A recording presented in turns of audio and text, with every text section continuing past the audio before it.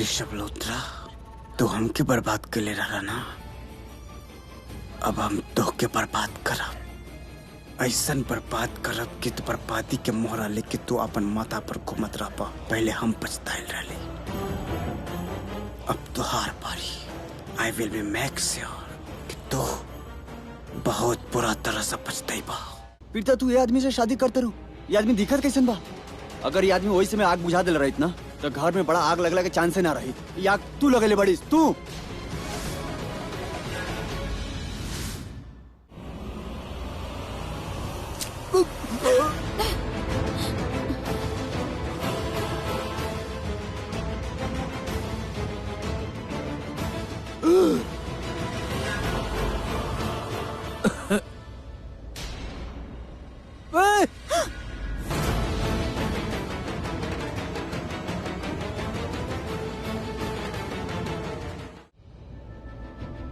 कार हाल सब, कार हाल सब। करण, तू शुरू मत हो जा, तू शुरू मत हो जा। रियली तू हमके कहता हम शुरू हो गए बनी जंतु करतले सुकार हाला।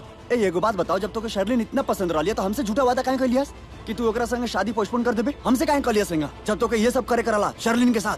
अरे तू का बोला तरह यार, तू पागल हो गइल बड़ा का? हमरा खुद मालूम नहीं कि सब कैसे हो गइल बा। Oh really? ई सवाल तो हमके तो से पूछे कराला कि हमनी में से केहू का पता न रहा कि सब कब कैसे क्या भइला। हमनी के सब केहू शर्लिन के थोड़ा संग यहाँ पे बेड पे देखनी है। करण, हमरा भी नहीं के मालूम यार, हमरा नहीं के पता मैं बिस्तर पे कैसे आई नहीं यार, हमरा कोनो आइडिया नहीं के यार। अब ई भइल कैसे, कब कैसे भइल, हमरा कुछ आइडिया नहीं के यार। ट्रस्ट में हमारी बात माना ना, हमारा विश्वास कर, मगर टच भी ना के ले बन यार। आई डिडंट टच हर यार। अरे हम टच ना कलिया करण, हमनी के सब केहू अपना आंख से देखनी है सन के ओके कितना टच ना कलिया। करण, हमार बात के विश्वास करा, हमरा सच में मालूम नहीं के कि रूम में आयल भी कैसे बानी यार। हमरा नहीं के मालूम। ऑल आई रिमेम्बर इज कि हमार सर हमारा के भारी लागत रहे। हमरा पता पका लागत है हमार ड्रिंक पे क्यों कुछ मिला दिले रहा। हम तरह के बोला तनी, हम तरह के बोला तनी क्यों मिला दिले रहा कुछ। और तोरा संग नशा में सब हो गया। अरे हम कुछ कहले नहीं की यार, तू सब का बोला तरह। चल ठीक बा, हम तो छोटा भाई है, चल हम मान लेते नहीं कि तू कुछ न कह लिया, लेकिन बाकी सब जी यहाँ पे खड़ा होकर अपना आंख से देख ले बेड पे तोरा संग शर्लिन के उनकर का उका सोची लो। तो तू हमरा के बतावा, तू सुना इन्हें देखा। हाँ, तेरा लगा था कि तेरा भाई ऐसा घिनौनी हरकत करी। अरे हमको चाहत रही ना कि शर्लिन के साथ हमारी शादी पोस्टपोन हो जाओ, तो फिर हम काहे ओकरा लगे जाए यार? हम काहे ओकरा के टच करे? हाथ तक नहीं लगा लिया हम ओकरा के। क्या क्या हमरा दिल में ओकरा खातिर कोनो फीलिंग्स हले नहीं के? अच्छा, फीलिंग्स नहीं के तो तू ये सब कह लिया। फीलिंग्स रही था तू पता न का सब कर देती। तू हमार छोट भाई बाड़ा तो छोट भाई बन के रहा, हमार बड़ भाई मत बना। एक मिनट, छोटा बड़ा भाई का ज्ञान मत दम के। जौन कुछ भी भइला ना ठीक ना भइला, फीलिंग्स के ज्ञान देता रहे हमके। तारा जन हम बोला नहीं उतारा समझ में नहीं क्या हम कुछ कले ही नहीं की। हम तार के बार बारी बात बोला नहीं यार कि हम कुछ नहीं की कहले यार। हम जाना तरी की तारा शर्लिन पसंद नहीं के यार, हमरो भी पसंद नहीं के यार, लेकिन हम ओकरा के ना पसंद भी ना करे और इतना भी पसंद ना करे कि ओकरा साथे ई सब कर ले यार। हम नहीं की कहले ऐसा कुछ। चल ठीक, बार बार तरह से ये कहते नहीं कि हम कुछ कले ही नहीं की यार। तोरा बोलने से क्या होता यार? सब क्यों अपना आंख से देख रसिया तो के। अब तू देख ये बात के कितना बड़ा बतंगड़ बनाई लो। सब का सोच लो तोरा बारे में, सब लोग ऑलरेडी का सोचत हो लो। पता ना प्रीता जी हमारे बारे में का सोचत होई। प्रीता ना, प्रीता के अलावा सब क्यों सोचा था। सब लोग प्रीता के फैमिली, हमनी के फैमिली, सब क्यों। देख ऋषभ, जौन कुछ भी भइल ना ठीक ना भइला, सब क्यों के नजर झुक गई। करण, तू बार बार एक ही बात काहे बोला तरह यार? हम तर के बोलत था बानी। करण भाई, ऋषभ भैया, आप दोनों के नीचे बुलावल जाता। पूरा फैमिली नीचे वेट करा था, आप दोनों से बात करके चाहता लोग। जा चलो, अब हम कहता समझा ना पहले, अब जाके लोग समझाओ कि तोरा और शर्लिन के बीच में कुछ नहीं के भाई। देखा तनी कितना समझा ले लिस। जा तनी जल्दी करा ना, राखी चाची बहुत अपसेट बाड़ी। अरे आओ तनी, आओ तनी। तारा हमरा पे भरोसा बाना, तू माना तारा ने की सब हम नहीं की कहले। देख ऋषभ, हमारा बात के समझे की कोशिश कर यार। हम नहीं की कहले यार। हम माना तनी, हम तोरा पर यकीन करता नहीं कि पूरा दुनिया तोरा खिलाफ चल जाए, लेकिन हम कब तोरा खिलाफ ना जाए। लेकिन जौन कुछ भी भइल ना ठीक ना भइला।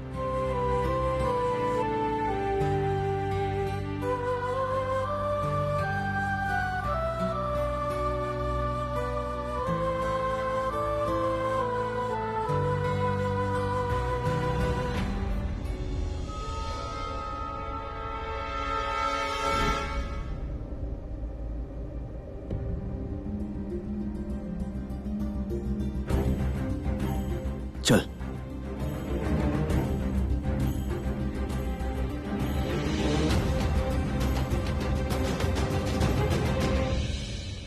मॉम, ऋषभ आ गई।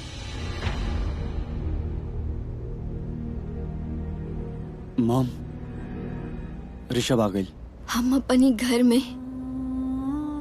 एक कबो एक्सपेक्ट न कैले रहनी, और तोहरा से तो बिल्कुल भी ना।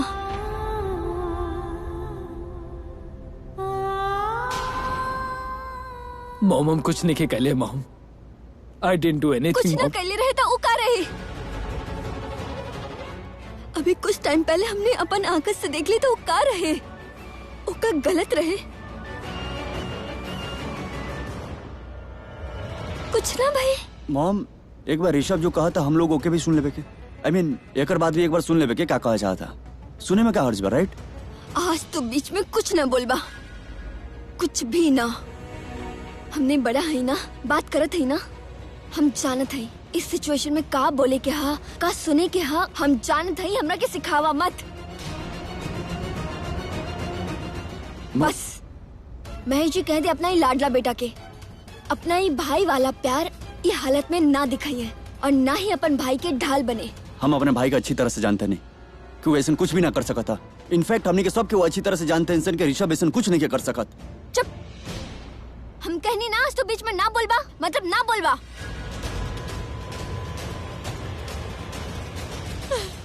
शर्लिन बेटा मत रोवो। वाओ, शर्लिन पुत्र मत रोवा। I mean, शर्लिन के साथ इतना अच्छा बिहेवियर, और ऋषभ के साथ हाँ? जो कुछ भी बैला दोनों जन इन्वॉल्व रहा ना, एकरा संग इतना रूट का है। बस करा ना, अपन बकवास बंद करा। मॉम, हम लेकिन डैड हम कहीं ना जान। डैड हम कहीं ना जान, बात करेंगे बा। हमके बात करेंगे बा डैड, हम बात करते हैं डैड। ना सुने के बाद हर कोनो बात ना सुने के बाद। हे यू, ये अपन रोए के नाटक ना बंद करा। ई कोनो रोए के ड्रामा ना करत हई। तहर भाई एकरा के रुलैले हा, आज ई अपन हर हद पार कर लेले हा, मर्यादा तोड़ देला हई। अरे तो एकरा के चुप करे के बोलत हड़ा। मॉम, ये सब झूठ बा, बकवास बा। हमने के सब के जानते इंसान नहीं, ये सब नहीं कर सकत।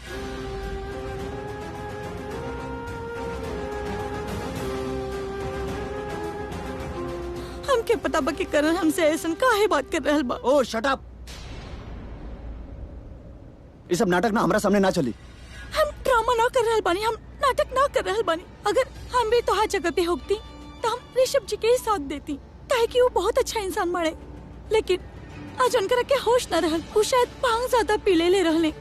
जब ऋषभ जी हमके अपन कमरा में बुलौले, हमके लागल व्हाट्स अ बिग डील, ये हमार होखे वाला ससुराल बा, हमारी तो घर बा।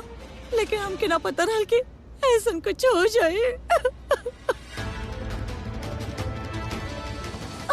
और जब हम कमरा में गई नहीं तो ऋषभ जी जबरदस्ती हमके ठंडाई पिला देलस, जो वो खुद पियत रहले। और वो पिए के बाद हमके बिल्कुल भी होश न रहल कि वहाँ पे का हो रहल बा। लेकिन आप सबके तो पता बना कि वहाँ पे का भइल रहे। हम कबो सपना में भी ना सोचते रहनी कि ऋषभ जी जनकरा के हम इतना इज्जत करेनी, जनकरा से हमारी शादी होके वाला बा, वो हमके ठंडाई पिला के झूठ बोल के वो हमारे साथ कुछ ऐसा नहीं सब। एक मिनट ऋषभ, तू बताओ, ये जॉन कुछ भी कहा तरी, उस सब तो के कुछ भी याद बा? मुझे सुन कुछ याद नहीं है। एक मिनट करण, तू का साबित करे के चाहता रहा कि शर्लिन यहाँ पर कोई झूठी कहानी सुनावता रही, या तो ई जाने की चाहता रहा कि ओ वक्त कमरे में एग्जैक्टली होल का रहे। जब तू ऋषभ पे पानी डाला तो दोनों बेहोश रहे, और जब दोनों होश में आए तो सर पकड़ के बैठ गए, दोनों नशे में रहले। जब कोई लड़का और लड़की इस सिचुएशन में होई ना जहाँ उनका कोई होश न रहे, तो उस सिचुएशन में तू ही कहे के चाहता रहा कि सब कुछ हमारे शर्लिन के लिए भैया, वो झूठ बोले दिया।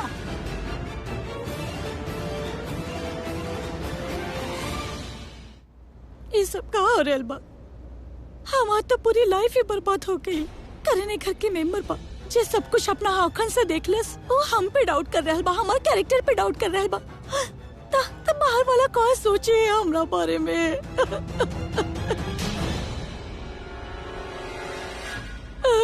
ऋषभ, तू हमार बेटी के साथ ये हरकत कैसे? हम सबके तोह पे कितना विश्वास रहे, और आज तू ये विश्वास के तोड़ देला। और ये तहार भाई कुछ भी बोले जाता और तू चुपचाप खड़ा होके सुना तारा। आपके चोल बोले पा हमरा के बोली, आप करण के इन्वॉल्व मत करी। तोहार भाई बीच में आके कुछ भी बोले जाता और हम सब सुना भी जा। वो का गलत बोल ले बा? वो एटलीस्ट एजा खड़ा होके हमरा से पूछत था पा कि भाई तू वाकई का गलती कर ले बड़ा। बाकी सब लोग तो एजा अपन ओपिनियन, अपन फैसला बना के रख ले बालो कि शायद हम ही ऐसा कले हो गए। ऋषभ बस। एकर मतलब तू हमार बेटी पे इल्जाम लगावता रहा कि वो सब कुछ झूठ बोलतिया और सब कुछ जानबूझ के कइले बा। हो सकता। हाउ day you Rishabh.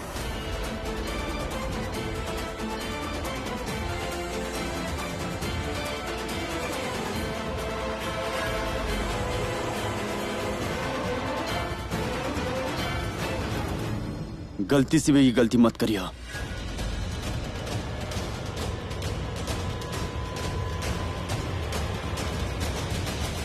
I am sorry. वाह मॉम, तू उनका से माफी मांगत रू, जबकि जौन हाथ हम रोकने वो हाथ ताके रोके चाहत रला। तारा बेटा पे के वो हाथ उठावत रला। तू एगो माँ हो और एगो माँ से बेहतर केहू नहीं के जानता अपने बेटा के। तो के का लागता ऋषभ ऐसा कर सकता? आप सबके का लागता? करण, एक मिनट। तू बच्चा ना बड़ा कि तोहके पता ना बा कि वो कमरा में ओवर का भइल रहे। और वैसे भी हमने सब यहाँ एक हाथी ना खड़ा बनी कि हम प्रूव कर सकब कि ऋषभ और शैलिन के बीच कुछ भइल के ना। जे भी भइल बना, it was very shameful. Anyways, तू ही मैटर में मत पड़ा। हम बड़ा बनी ना, हम हैंडल कर लेब। समझ गई तू? करीना दी बिल्कुल सच बोला ताड़ी। संजना जी अब भी कुछ ना बिगड़ल बा। हम शर्लिन और ऋषभ के शादी तक करवावे वाला ही रही ना। शर्लिन हमारे घर के बहू तब बने ही वाला रहे। अब इस सब हो जाए के बाद एक ही सॉल्यूशन निकला था कि हमने इन दोनों बच्चा की शादी जल्द से जल्द करवा दी।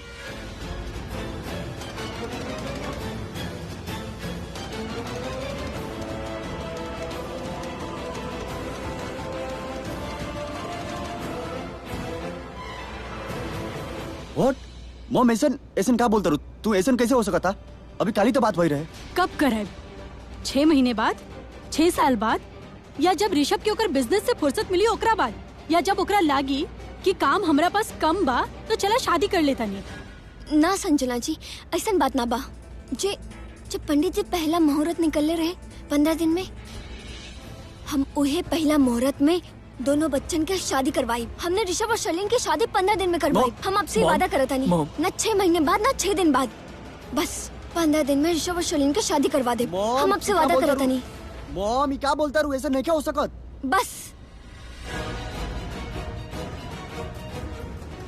हम फैसला ले लेने हैं। हम संजना जी के वादा कर ले हैं कि हम ऋषभ और शर्लिन की शादी 15 दिन में करवाए, मतलब करवा के रहा। मॉम, ऐसा कुछ भइले और नहीं। हमार बात केहू ना टाली। ऐसा हो ही नहीं के सकत। It's not possible. काहे पॉसिबल ना बा? कैसे ना हो सकेला? कारण हमार घर के, हमार खानदान के इज्जत बा समाज में।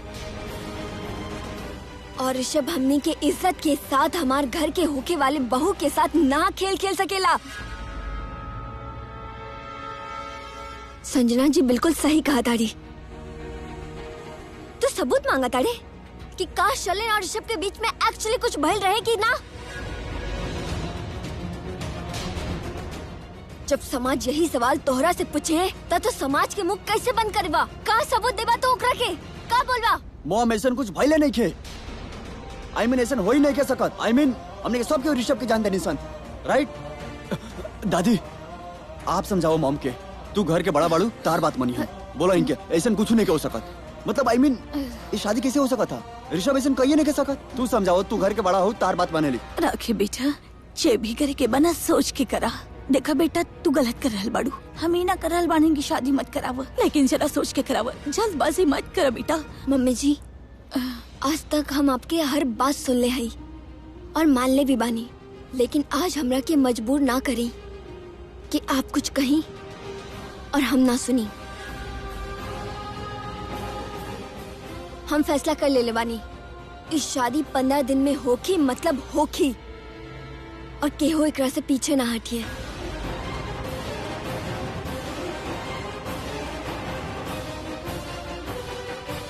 आप समझाओ नहीं क्या बोलो जाता रही? समझाओ ना कुछ। हमके लगा था भाभी बिल्कुल सही फैसला कर लिए बानी। कम ऑन, आप लोग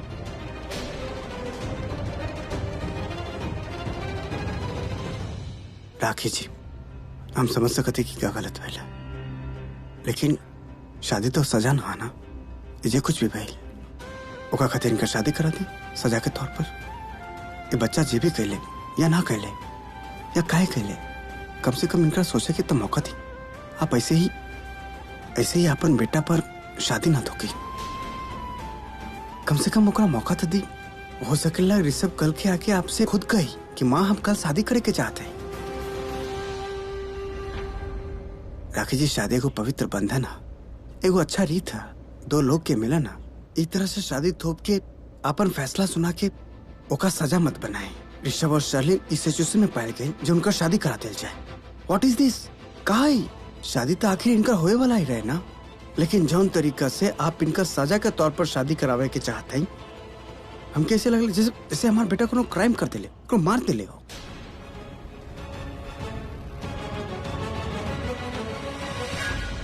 ये पागल खाना में ना सबके अपन अपन ओपिनियन बा। हम क्या और ज्यादा बेचारी बनी के एक्टिंग करे की पड़ी, वरना ही राखी आंटी अपन पति या फिर वो करण के बाद में आ जाए और अपन डिसीजन चेंज कर दे। और यदि ऐसा भाई तो हमने के पूरा प्लान चौपट हो जाए, हमके खातिर तो बहुत बड़ा मुसीबत खड़ा हो जाए। हमके और ज्यादा मेलो ड्रामा करे की पड़ी, सो दैट राखी आंटी अपन डिसीजन पर अटल रहे। महेश जी, हम आपके कभी कौन बात टाले हैं? हम जानते हैं आप कब हमारी बात ना टाला थे। शुक्रिया हमारी बात के सुनने की और समझे के खातिर। हम भी आपसे यह उम्मीद करेनी कि आप अपन पत्नी की समझे, सुनी, मानी।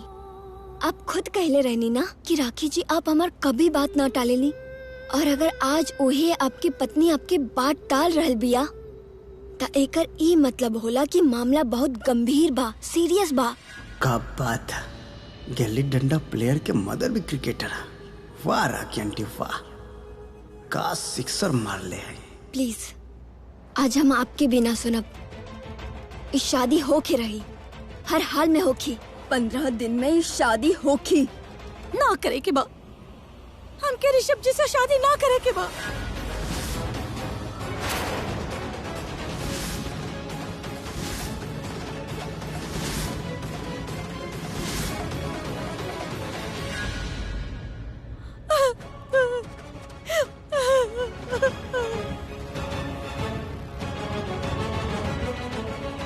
सुनने रहने की प्रेगनेंसी में उल्टी होला, पर मोर के महारानी के तो दौड़ा पड़ेला। शादी के खातिर इतना ड्रामा कैले, फिर अचानक से शादी के खातिर मना काहे कैले? एकरा पीछे कैसे जाए हम? जाए या फिर यहाँ रह के सबके बात सुनी? ये लोग का प्लान करता, का करी?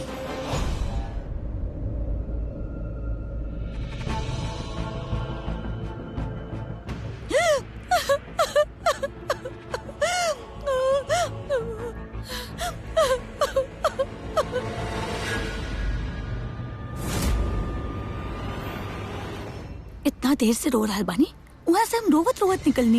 इतना अच्छा एक्टिंग कहीं नहीं रोए के, तो लूथरास में से केहू भी ना आइल हमके मनावे खातिर। पागल बानी सबके सब।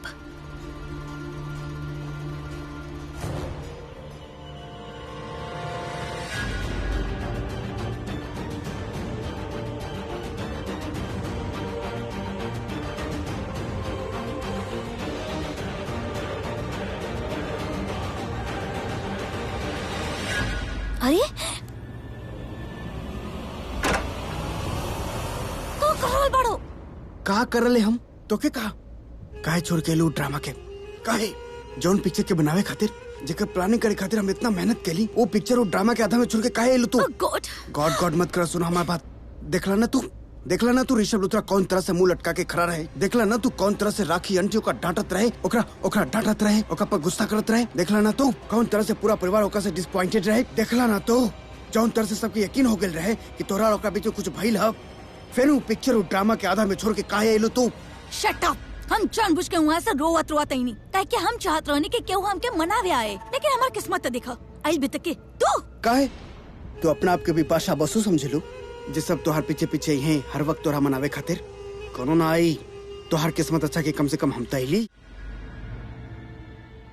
इतना अपसेट रहे शर्लिन, पता ना कहाँ चल गई।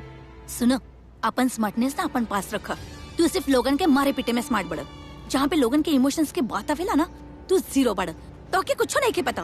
अरे राखी आंटी तो अभी सब कुछ देख ले बानी, यही से इमोशन और सच्चाई में बह के वो अपन जुबान दे देलस। लेकिन तू जानत बड़ा ना राखी आंटी कैसन बड़ी, थोड़ा देर में अपन पति और करण के बात में आ जाई हैं और अपन फैमिली के सपोर्ट करे लगी हैं। ऐसे पहले कि वो अपन डिसीजन चेंज करे, हम उन सब करा के फोकस अपना तरफ कर लेनी और पसली रोवत निकलनी वहाँ से, काहे कि सबके ध्यान डाइवर्ट हो जाए, सब सिर्फ हमरा बारे में सोचे और यहाँ पे हमके ढूंढत आवे। तो क्या काला गिला इतना आसानी से हम मान जाए शादी खातिर? अरे राखी आंटी, अपन बेटा के हरकत से ऐसा हिलल बानी, 15 दिन तक छोड़ा, उनकर बस चले ना तो अभी के अभी कर दी शादी। आवे तक केहू के फिर दिखावत बानी हम कि शर्लिन खुराना का कर सकेली। कहाँ चल गई? कहीं नहीं की दिक्कत यहाँ तक। देखा, ये सब तो हमके हैंडल करे दा। हमके पता बा कि हम का कर रहल बानी और हमारा सबसे बड़ा रीजन वहाँ से भाग के आवे के ई रहल कि उनकरा के लगे कि हम ही शादी से भाग रहल बानी। बहुत शौक बना इनकरा के शादी पोस्टपोन करावे के। ऐसे बिहेव करत रहले जैसे हमारी शादी न करा रहल बाने। हम एक बेचारी लड़की बानी और हमके खैरात में दे रहल बाने। आवे दा बिन लोगन के भीख मांगी है हमसे कि प्लीज शर्लिन हमारे ऋषभ से शादी कर लो, लेकिन हम ना मानब। तो आके पता बा काहे? Because the table have turned. पहले हम इनकरा पीछा पड़ल रहनी कि प्लीज हमारी शादी करा दा,